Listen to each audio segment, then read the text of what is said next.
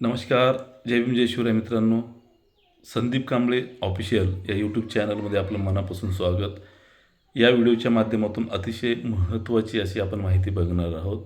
शिक्षक भरती व शैक्षणिक घडामोडीच्या अद्ययावत आणि अधिकृत माहितीसाठी चॅनलला सबस्क्राईब केलं नसेल तर नक्कीच सबस्क्राईब करा आणि जास्तीत जास्त आपल्या समूहामध्ये या चॅनलची लिंक म्हणा किंवा हा व्हिडिओ जास्तीत जास्त शेअर करा.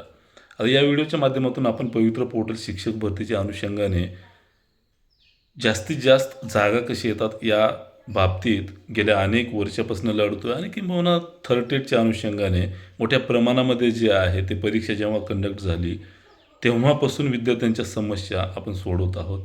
परीक्षा घेणे असू द्या, त्याचा निकाल लावणे असू द्या, निकाल लागल्याच्या नंतर त्याचा फेर निकाल असू द्या किंवा मग मुलांचं रजिस्ट्रेशन करणे असू द्या, मग डोमेसाईलचे प्रॉब्लेम्स असू द्या, या सगळ्या प्रॉब्लेम्स जे आहेत ते आत्तापर्यंत आपण मोठ्या ताकदीने त्या ठिकाणी लढून जे आहे ते आपण यश संपादन केलेलं आहे.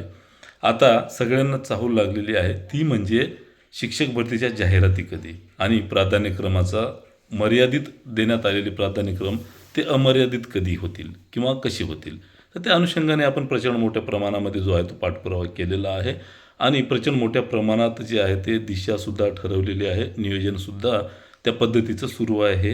लवकरच त्या संदर्भामध्ये तुम्हा सगळ्यांना कळवल्यात जाईलच.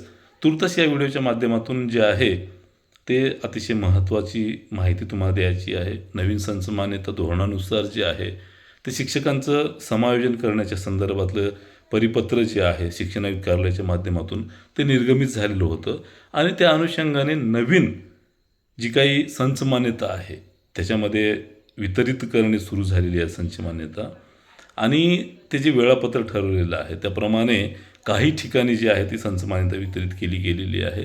त्या अनुषंगाने आपल्याकडे सध्या ताजी जी माहिती आहे ती छत्रपती संभाजीनगर या जिल्ह्यातील जिल्हा परिषदेची माध्यमिक किती पदे रिक्त आहेत या अनुषंगाने आपल्याकडे नवीन संच मान्यतेची जी यादी आहे ती आपल्यापर्यंत आलेली आहे. तर त्या यादीमध्ये जे आहे ते रिक्त पदे किती, अतिरिक्त किती, मग त्याच्यातून रिक्त किती राहिलेले आहेत, मग कार्यरत पदे किती, या अनुषंगाने समायोजन केल्याच्या नंतर किती रिक्त पदं राहणार आहेत आणि ते पवित्र पोर्टलला किती जागा येतील या अनुषंगाने साधारणतः संभाजीनगर या जिल्हा परिषदमधील माध्यमिक या गटाची जी आहे ती यादी आपल्याकडे आलेली आहे. म्हणजे 6वीपासून ते 12वीपर्यंत ही पदं असणार आहेत.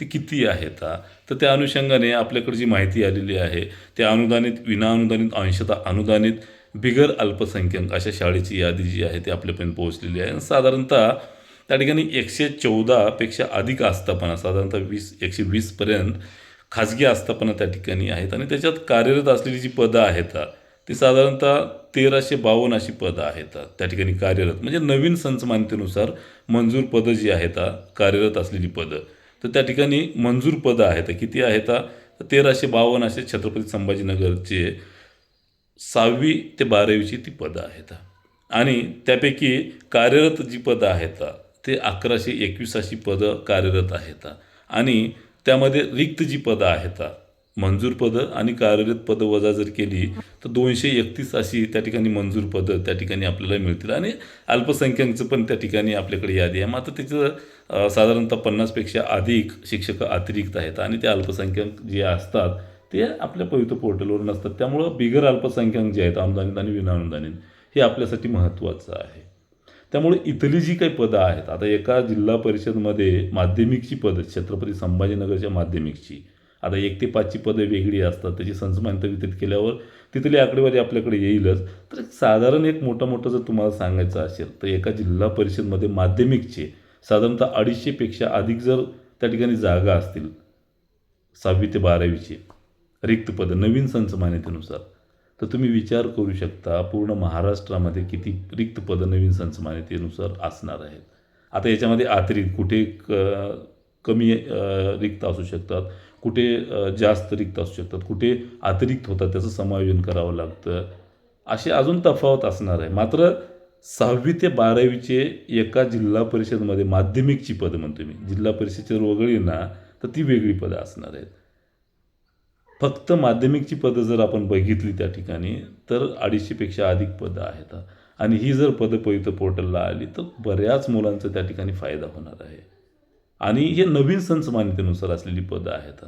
त्यामुळं माध्यमिकची पवित्र पोर्टलला जरी हे आता याच्यापैकी काही विथ इंटरव्ह्यूची असतील पदं पवित्र पोर्टलला आल्यावर, काही विदाऊट इंटरव्ह्यूची असतील.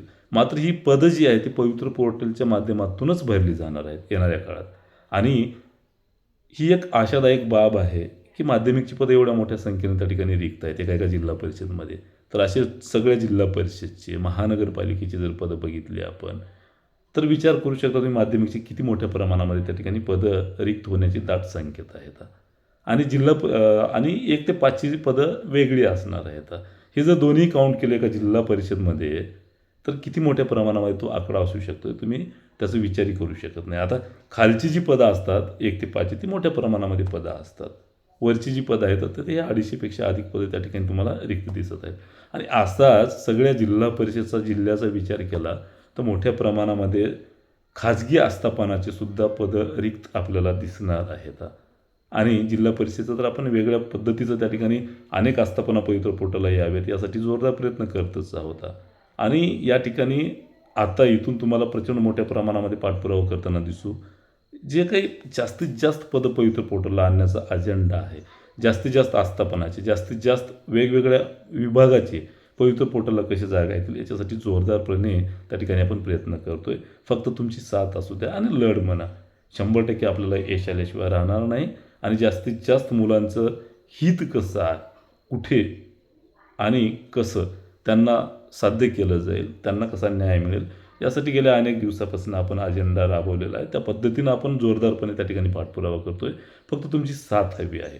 आता मर्यादित प्राधान्यक्रम जे आहेत तर त्याच्यासाठी सुद्धा एक वेगळं अजेंडा आपल्याकडे आहे. आता तुर्तास आपण काही वेळ दिलेला आहे.